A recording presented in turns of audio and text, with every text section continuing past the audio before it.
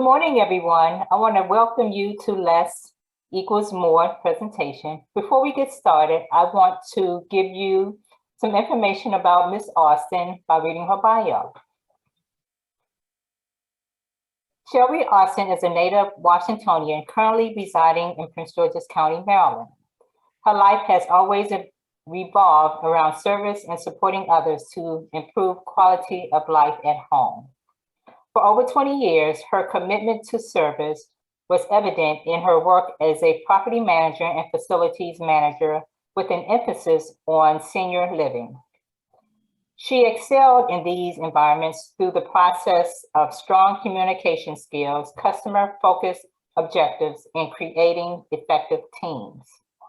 Her life took a dramatic turn when both her aging parents became ill, her father with dementia and her mother with several serious health problems, and she moved to care for them in their final years. This experience had the effect of making it clear that everyone needs help and support at some point during the aging process. 10 years ago, Shelby founded Orderly Abodes, an organizing and decluttering business with an emphasis on helping seniors implement change at home, either through aging in place, downsizing, or helping clients organize after a death occurs. Shelby relaxes in her own home by enjoying pets, baking, and currently learning how to grow herbs for cooking and home remedies. Let's welcome Ms. Austin as she conducts her presentation. Rosalind, thank you so much. I really appreciate this opportunity to talk to people about my passion, which is organizing your life at home so you can be free to enjoy yourself with other activities and other family events and hobbies and things that you enjoy doing rather than being burdened at home with too many things. So with that, we will just get started.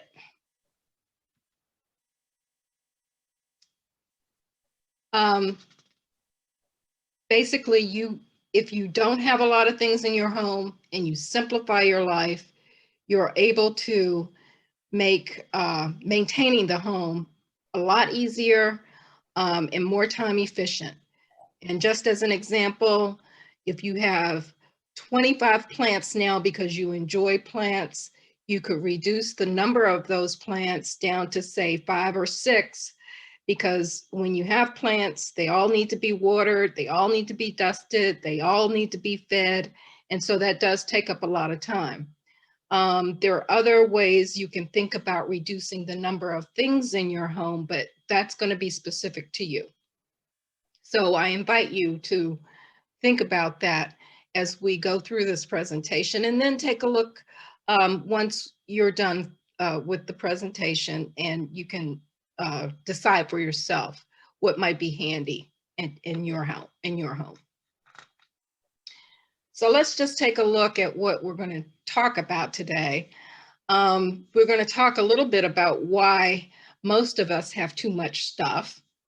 We're going to talk about implementing change in order to tackle the clutter problem. And then we're going to talk about how to start, because that's sometimes overwhelming for people, is where do I start?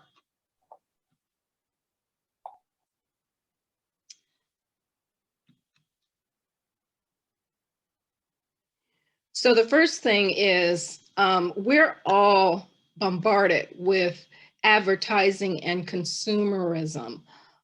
We are encouraged to purchase, to buy. And since Amazon, all we have to do is sit in the bed and scroll and push a button, and before you can even think about it, your items are at the front door. Especially since it's the pandemic, a lot of people have started receiving items at home.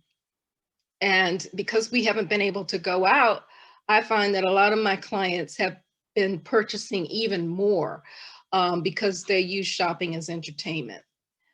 A common psychological principle used by advertisers is that repetition constitutes mental conditioning. Studies show that the more something is repeated to you, the more you believe it. And so since we are exposed to all of this advertising so much during our everyday life, you can't drive without advertisements with billboards. Even when you go to the grocery stores, the advertisement is on the carts. And also, if you have a Kindle or any other device, ads are popping up constantly. So you may find yourself imprisoned by this consumerism that we've all participated in.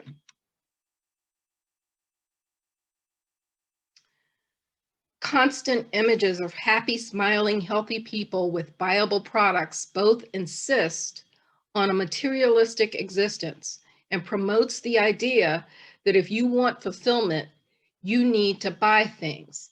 As a result, our worth is valued more and more by what we own as opposed to what we do or who we are.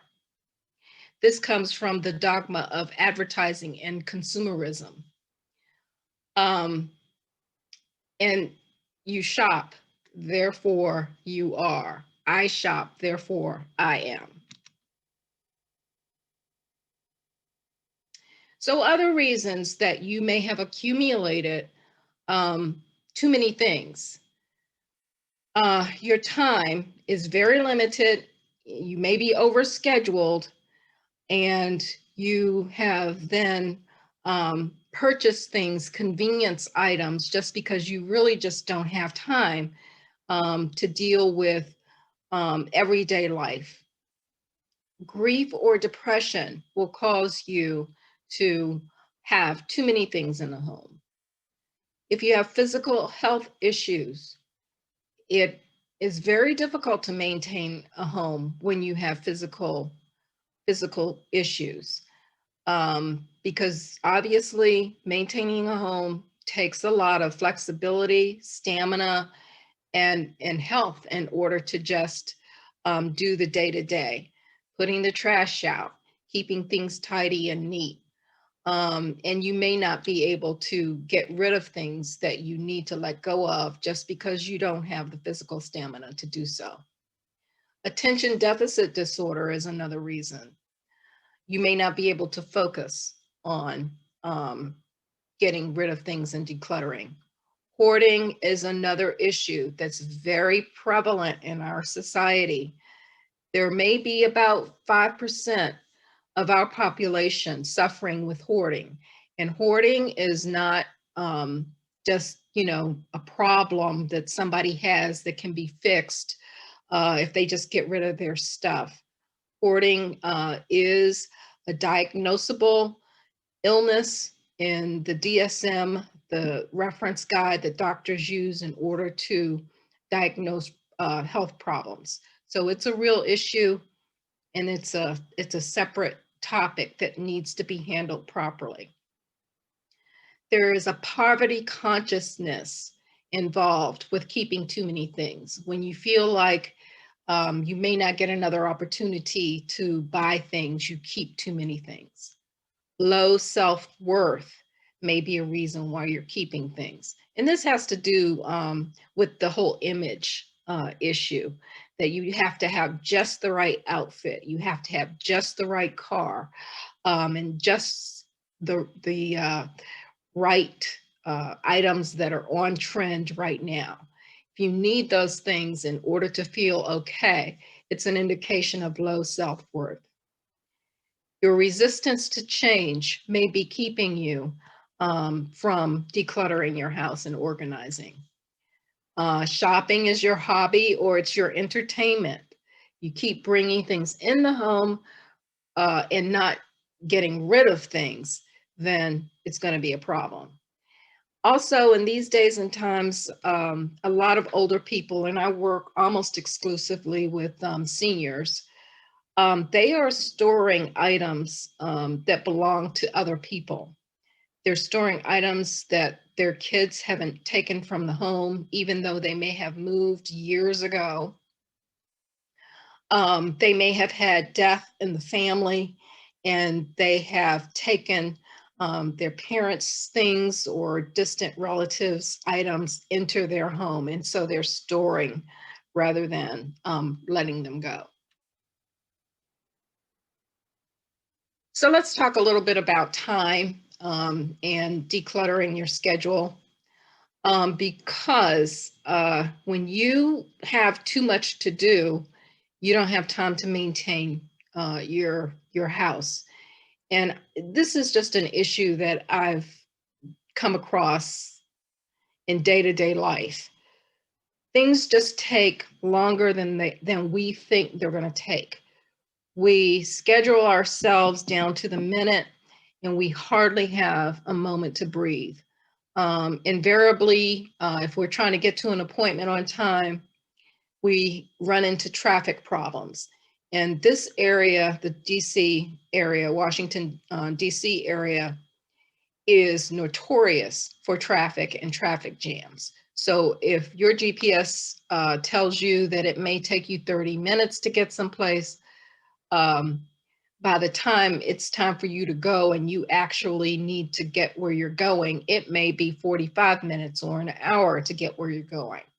And so with that much on your schedule and those many appointments, you don't have time to maintain home.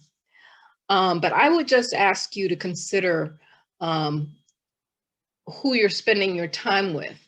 Do you really enjoy the people that you're with? Do you make appointments with people that you don't really even want to be with? So that's one thing. And can you say no? Can you say no to events or commitments? Do you overcommit your time? And are you enjoying yourself? Those are critical things to ask yourself when you consider your schedule and why it is that you don't have enough time to maintain your home. Grief, depression, and health. So this is a huge one. Again, seniors in particular may be plagued with this because as we get older, the more loss we experience. So people may hold on to material items as an emotional response to loss.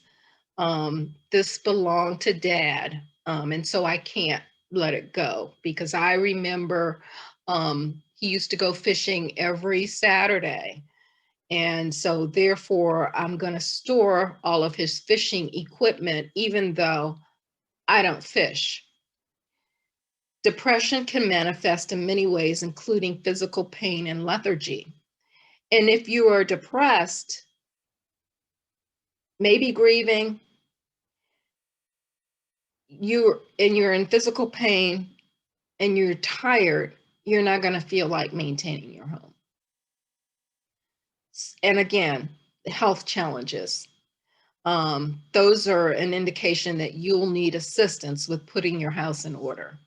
But I caution you to use care to assure that you get the right kind of help when you're trying to declutter. And we'll talk about that a little more later.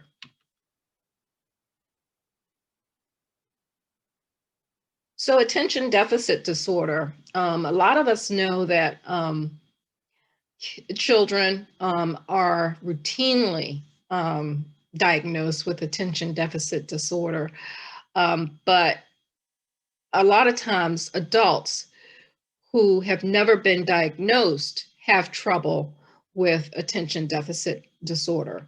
So if you have trouble staying focused on a project and your house is already cluttered, visual clutter, I'll refer to it with. You've got visual clutter all around the house. And if you have trouble focusing in the first place, it's going to be a very big challenge for you to get your items decluttered and organized.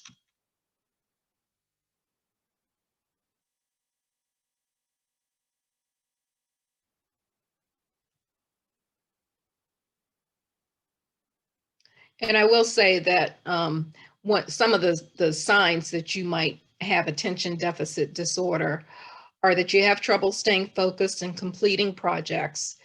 you're disorganized and forgetful, and you may be impulsive. And I will just say that there are some artists and crafters and people who do those kinds of things that are just kind of messy. And that's not what this is. It's just not being able to focus long enough in order to complete the task.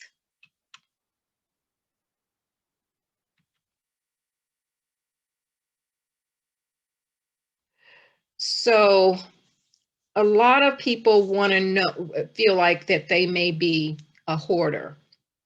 And I just want to make a distinction between clutter, collecting, or hoarding. Clutter is a collection of things lying about in an untidy mass.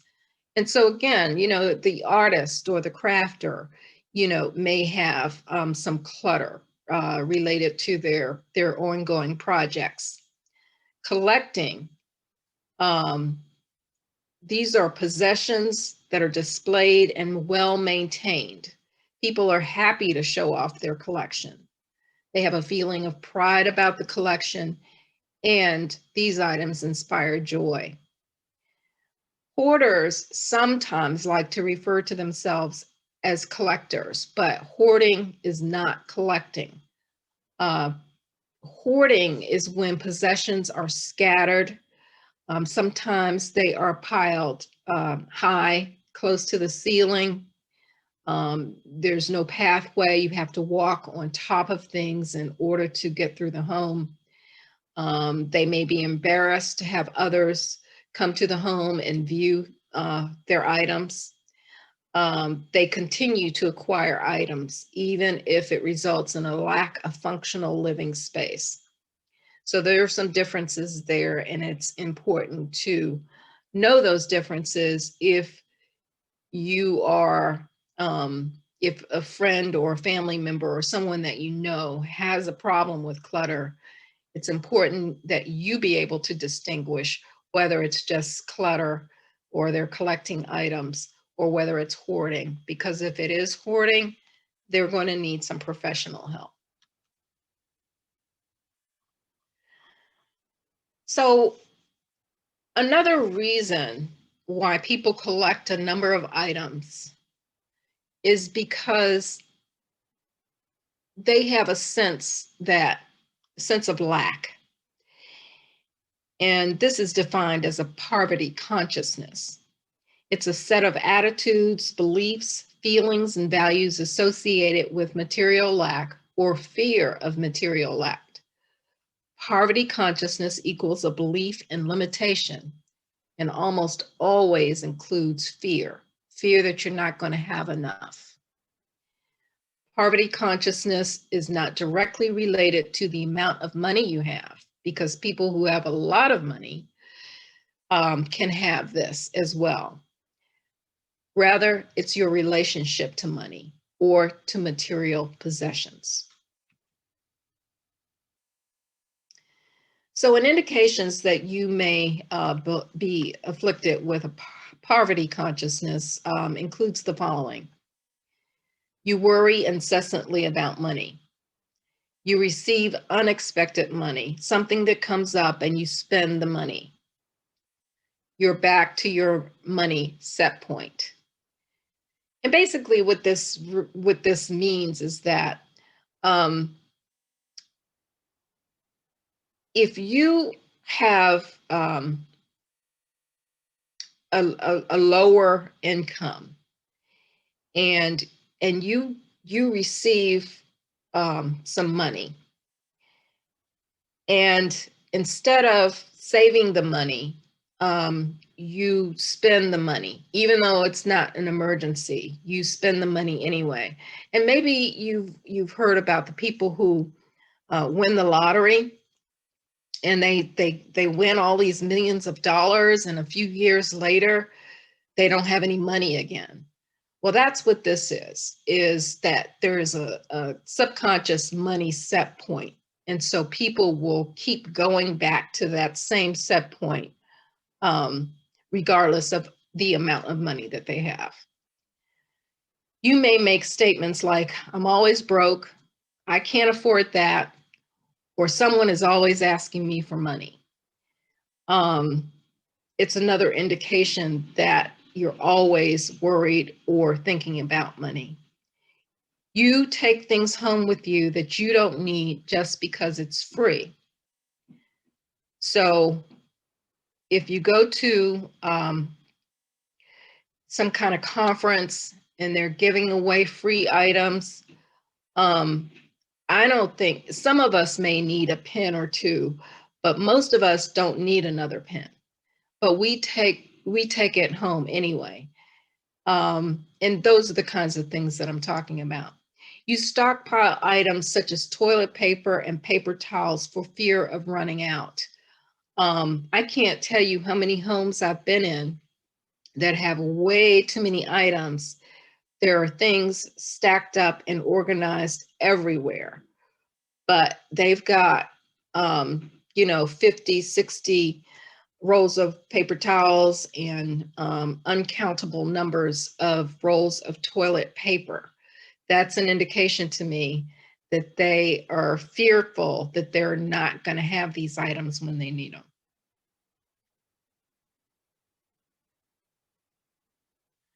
So some other indications. You keep items that you don't like and have not used in years because you might need them later. So you accumulate items and you hold on to them because you have a fear that you might need that, so you can't let it go. You may refuse to give away items you don't need to someone who could use it now because it cost a lot of money when you purchased it. One person I worked with a few years ago lost her husband, and he was a clothes horse. He loved clothes. But she had his clothes hanging on the backs of closets, piled up on beds. His clothes and shoes were everywhere. And granted, they were good quality items, but she wasn't going to be able to use the clothes. But she kept saying that she wanted to sell the clothes because they cost him a lot of money. And sometimes when people get into that mode, you can't really convince them otherwise. But what I told her was that these items were keeping her from moving into a new life of her own, that the items were clogging up the spaces in her house, and that most assuredly she was not going to be able to sell the items for anywhere near what the man paid for them. She would have to find someone that was his size and who enjoyed his taste in clothing in order to even get paid a nominal amount. And allowing those items to go to some other people who may not have a suit to wear to church or a suit to go on a job interview. She was going to keep it in her space because she wanted to sell it. So that's kind of an example of being in this poverty consciousness state. Another thing is you don't engage in things or activities you enjoy because you think it costs too much or don't want to spend the money. So I've just seen situations where people will spend thousands and thousands and thousands of dollars on stockpiling items in their home, but they never do things that they like to do because they say they don't have the money. And that's an example of how it is that you may have this money consciousness issue that needs to be dealt with. Another reason why you may have too many things in your home. So low self-worth is another reason, and advertising is always upon us, as I stated earlier. This quote comes from the movie Fight Club. Advertising has us chasing cars and clothes, working jobs we hate so we can buy stuff we don't need. And that is just absolutely so true. Most of us don't need anywhere near the amount of items that we have in our house. And that includes me, by the way, the organizer. I don't need as many things as I have. The thing about it is, if you have a place to store it and you know where to find it when you need it, as an organizer, I say that's okay. It's not a problem, even if it is a lot. Even if it is a lot and it's more than you need. If you have a place to store it and you know where to find it when you need it, not a problem. Whenever people experience low self-esteem, the stage is set for the use of material possessions as a coping strategy for feelings of low self-worth. If you feel like you have to wear a different outfit, that you can't repeat outfits when you go to work, say, like you have to be on some sort of 30, 60, 90-day rotation schedule with your outfits. That means that you're more concerned about what people think of you rather than being able to wear your items and just enjoy wearing clothes. There's some people who truly just love clothes, love the way they feel in clothes. And those are not the people I'm talking about. I'm just talking about people who consciously don't want people to see them in the same outfit twice, because part of their self-worth is related to the types of clothing they're wearing and the types of jobs that they have, the types of cars that they're driving, and their zip code. Statistically, people in the United States have more things than they did 50 years ago, but we're actually less happy in several key areas. This is an excerpt from work by a person at the University of Illinois, Urbana in Champaign. And it's just a realization that what I see in my day-to-day work with people who have too many things is that they have too many things and they really are just not happy.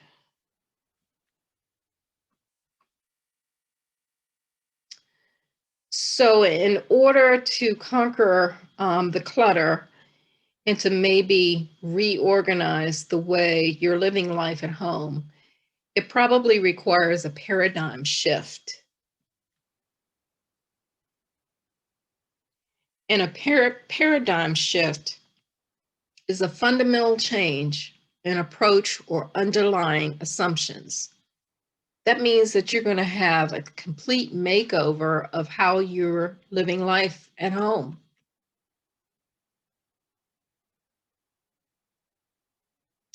There is considerable cost of what materialism does to the environment.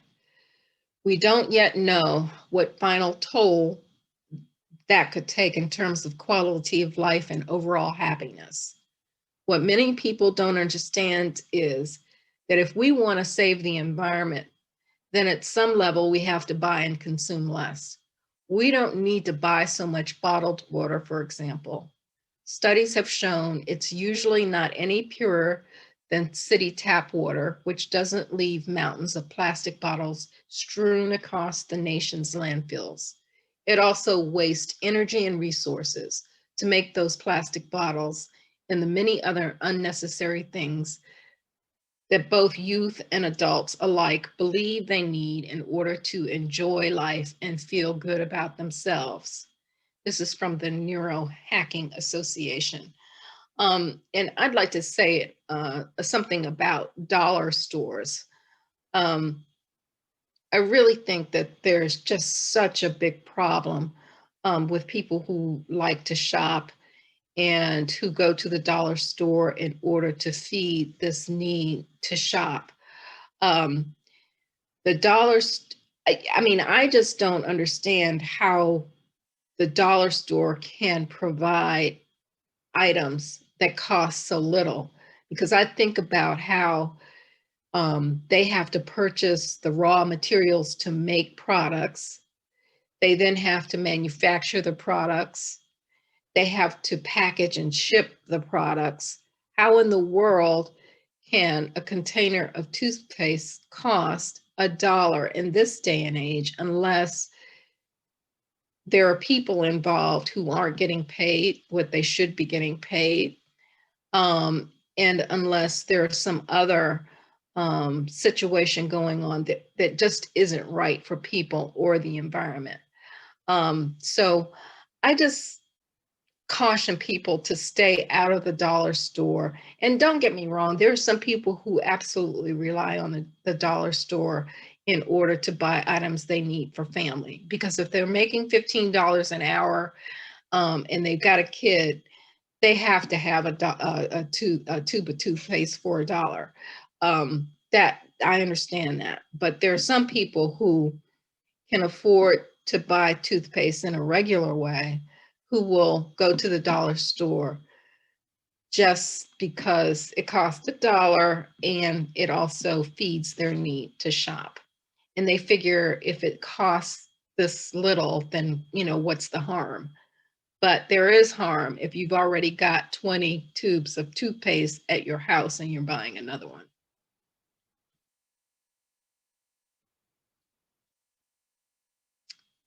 So things are going to change. That is guaranteed. Nothing stays the same. But you can either accept change or initiate change, but struggle is an option. So let's just talk about how to get started with decluttering.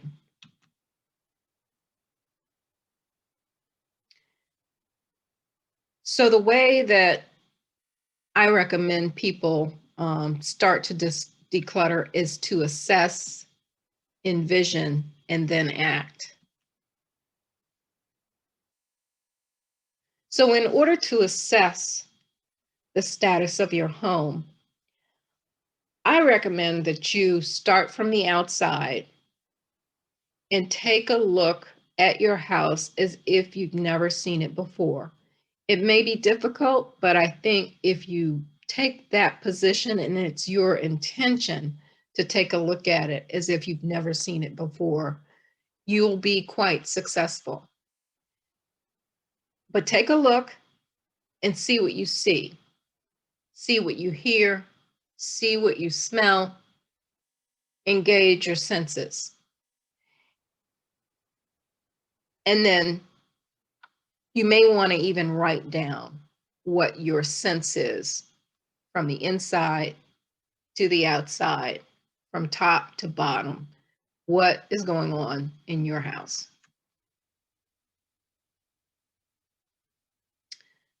Once you've taken a look at what's going on in your house, it's possible to initiate change, and it's impossible to get to where you want to be. But first, you have to envision how you want it to look. And once you do that, you can take actions in order to implement what you'd like to achieve. So if you're not sure how you want it to look, you can get inspired going online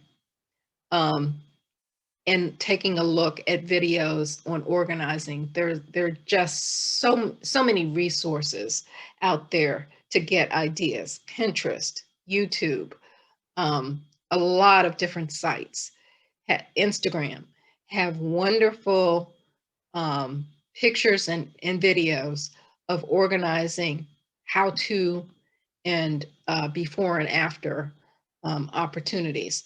Also, during this phase, don't buy anything.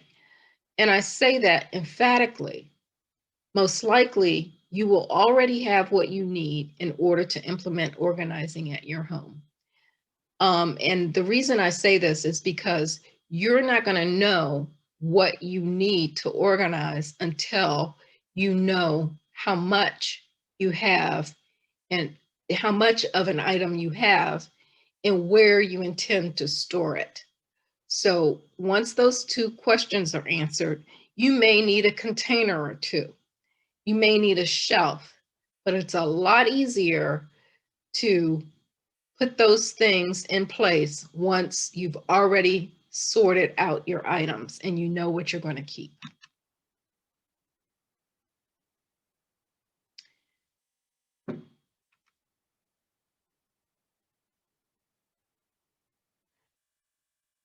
So once you make your assessment, you envision how you want things to look, you've got to do something at this point. You've got to act.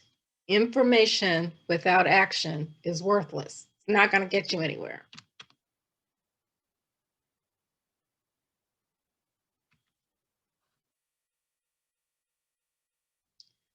It's your actions, not your words, that reflect where you place your faith. You've got to believe in your ability to make positive change, because if you don't believe it, you're probably not going to get to where you say you want to be. So I can't state this more emphatically, that you definitely have to act. But the other two steps are important also, because if you just start decluttering willy-nilly, you're liable to get overwhelmed and stop before you complete the process. So in order to start, once you do your assessment, once you envision how you want it to look, you've got to create a staging area. And this is an area where you can put your items that you're going to keep, items that you will be discarding, and items that you're going to donate. You will need sturdy bags and or boxes in order to sort through these items. Some packing materials such as bubble wrap, newspaper, or tissue paper could be helpful. Markers to label the boxes, packing tape to seal the boxes. Again, sort items to keep, donate, or discard. And I say move these bags and boxes out ASAP. Don't leave them at home. So leave enough time at the end of your session in order to do that. A few words about paper. Prevention is best. Sort your mail every day. And even if you haven't been sorting your mail prior to now, start doing it now. And at least you're not bringing more paper into the home that you don't need. There are companies that will shred large amounts of paper for a fee, and banks and insurance companies typically hold community shred days. So you might want to try to keep abreast of when those happen. So much is available online, so you may be able to throw out most of your accumulated paper. Be realistic about the time to refer to interesting reading material, including recipes and other magazines and papers. So many people that have a lot of clutter have vast interest in a number of topics. They're usually very intelligent people who just want to know a lot about a lot of things. But the deal is that most of us don't have that kind of time in order to peruse magazines and papers or cook up those delicious recipes. And I will say that prevention is best on all clutter. Just because you shopped till you dropped yesterday doesn't mean that you have to shop until you drop today. But it is addictive. Shopping is very addictive, and dopamine is the chemical that's released in the brain if you're addicted to shopping, and it makes you feel good, and it can be difficult, but it's possible to just stop bringing things into the house, especially if it's a hoarding situation. So I'm suggesting that you choose the right help if you're ready to get started on your decluttering job. There are many options in order to get this work done. You might be able to work by yourself, and that might be a good solution for you. But you may want to get a clutter buddy, a friend who may be organized and who has the right frame of mind to help you get this work done. But if it is a friend and you all enjoy each other's company, it might be fun, but you could lose focus of the job. But only you will be able to make that determination whether or not a friend is a good option for you. Family members, like say for instance, if you're an older person and the kids come over and they want to help you to declutter, it may be free, but it may be emotionally challenging because they don't really have the patience to deal with why you're keeping so many items. That takes some patience, some understanding, compassion, and empathy. So family members might be a good option for some people, but for some others, it might not be the best choice. You could get a helper or an aide. It's low cost, but it may not be the right skill set that you need in order to help you declutter. I will say that if you are a person who knows what you want to do, knows how you want to do it, and if you have the focus in order to get the project done, a helper or aide just may be the right decision for you. But I just ask you to consider what is the right help. Also, I recommend considering a professional organizer. National Association of Professional Organizers has a list of organizers, and you just put your zip code in, and people who work in your area pop up, and you can interview people to help you with your clutter.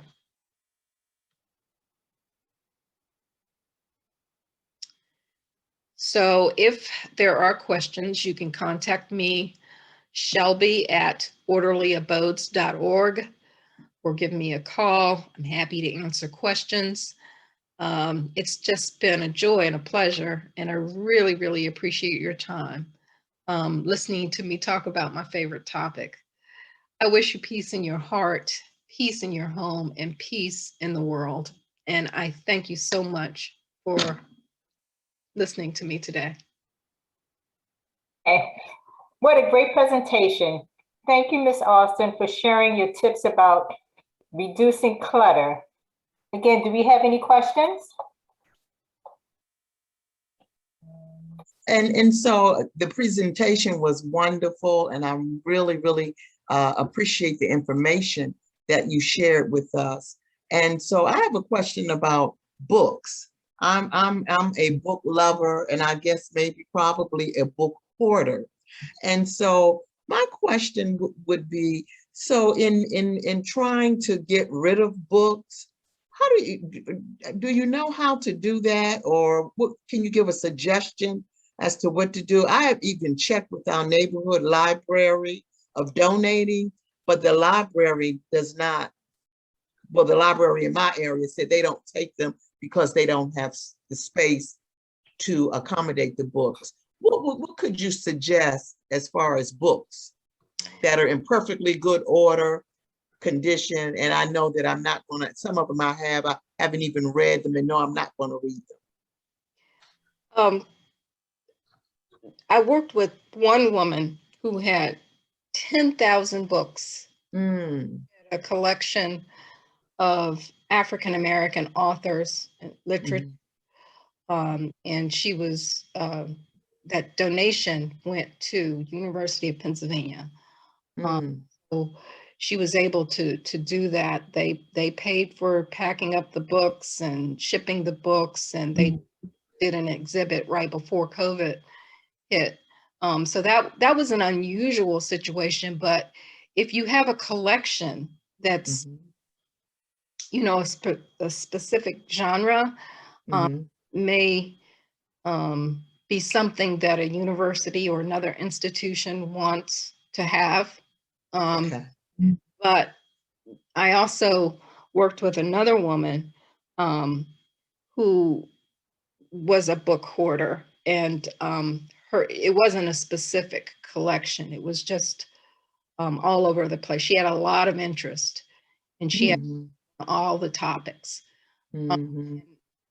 We ended up donating those books to a woman who sells books secondhand.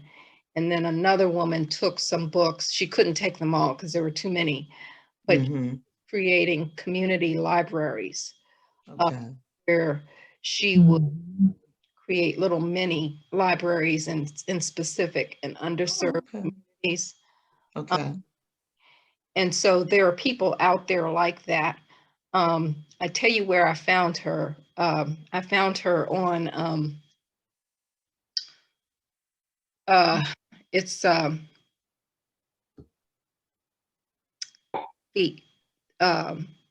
Free Cycle website. I don't know if you've ever heard of that, but Free is a place where freecycle.com is a place where people put items that they want to give away, and people arrange to collect them. Thank you. That's helpful. Thank you so much. You're welcome. Typically, what's the cost of hiring someone to help you declutter? Well, it varies across the board. Okay. My charge is $50 an hour, and the reason why I do it hourly is because you just never know how it's gonna go. So for me anyway, it's impossible to go to a job and bid it because it just depends on how dense the clutter is, how willing the people are to release their items, and a number of different factors. But and as I was saying in the presentation, things always take longer than you think they're going to take for whatever reason. And so I do an hourly, and usually once I work with somebody, we can get a flow going. And because there's some people that want to help and they want to work in between visits, and there's some people who don't want to do anything. And so, you know, I'm working on my own to help them to do what they are at, or what they're trying to do. Thanks. I was just going to say that I really like the presentation because I'm in a situation where there's some grief. My mom passed, it's coming up on 2 years, and I have gone through, I struggled for a long time. She had Alzheimer's, getting rid of things because I felt that before she passed, it was like she was still here, but you're just getting rid of things in a person's life. So for a long time, I didn't touch anything. And then I've gone through and I've whittled and I've gotten through things, and nobody else in the family was willing to do it. So when she was in the assisted living place and I had to bring, and she passed, everything had to come back to my house. And so there was that, bringing all of that into my house and now trying to get it out of my house, and done a pretty good job, but I still have some things. And part of it was not letting go of her, but I felt like as I was getting rid of things, that if there's nothing left of the person, and I know that they're memories, but the things that were important to her and personal to her, I didn't feel like I had the right, to make the decision as to what should be done. I'm working through a lot of that. I think I'm down to 2 boxes. That grief is a tough one. Hard, yeah. And same thing happened when my mother died. I really just could not process all that stuff. I did box it up and stored it, until such time as I could go through it. But it's hard. It's really hard. And I found out a little at a time, baby steps. Yeah. I encourage baby steps. Yes. Anybody else have anything? Well, everyone, again, thank you so much. Great presentation. Oh, thank you guys for participating. Okay. It's been, it was a joy and a pleasure. Thank you all. Yes. Thank you, yes. Shelby. Thank you, Robin.